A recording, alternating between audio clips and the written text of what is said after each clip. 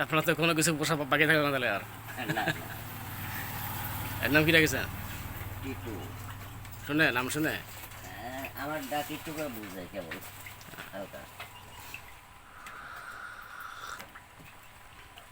যাও, এই যে এখানে, এখানে।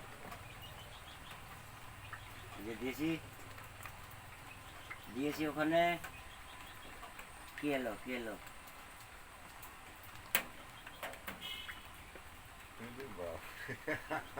আসে বলছে আমি দাঁড়াইছিলাম এতক্ষণ, ওই জন্যে আরাম কুটি নিল নাকি ঠোকানা।